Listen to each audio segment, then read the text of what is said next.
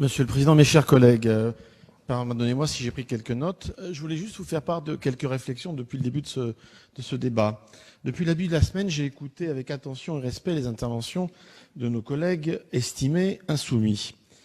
J'ai eu l'impression, franchement, de recevoir un cours magistral sur le droit du travail, sur l'entreprise et sur la défense des salariés. Certains semblent posséder ce que certains appelaient le monopole du cœur, le monopole du droit du travail, pendant que les jeunes députés marcheurs que nous sommes ne seraient que de braves, je dirais de bien braves, suppôts d'un grand capital, instruments à l'insu de leur plein gré, nous avons entendu l'expression tout à l'heure, d'une lutte des classes du XXIe siècle. Bref, des idiots utiles au service du grand patronat. Je me suis alors demandé, avec humilité, j'insiste, si j'avais le droit de prendre la parole face à ces doctes députés. Alors je me suis rappelé quelque chose. D'abord, j'avais quelques diplômes. Deuxièmement, j'ai travaillé pendant 35 ans dans des entreprises du secteur privé. J'ai été manager. J'ai déjà été au chômage il y a 10 ans, et ce pendant 17 mois. Ensuite, j'ai traversé, bien entendu, une procédure de prud'homme. Et puis j'ai rebondi il y a 10 ans dans une nouvelle entreprise. Je viens de connaître un PSE il y a 6 mois, à l'âge de 58 ans.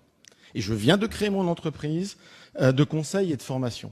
Je vais d'ailleurs devoir l'abandonner si j'ai bien compris.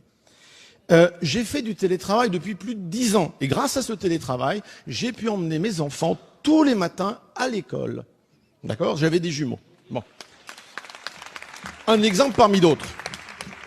Je me suis donc demandé quels étaient ces doctes savants qui nous parlaient si bien des entreprises, des salaires, des PME, bref, du dialogue social, en invitant bien entendu tous les philosophes dans l'hémicycle. Ils nous expliquent avec ferme conviction qu'ils n'ont pas de certitude, mais avec certitude, ils nous expliquent qu'ils n'ont pas confiance. En un mot, je me suis demandé, chers collègues, j'ai une question pour vous. Avez-vous déjà travaillé dans une entreprise privée ? Avez-vous déjà été licencié ? Avez-vous déjà été au chômage pendant plus d'1 an ? Avez-vous déjà connu une procédure de prud'homme ?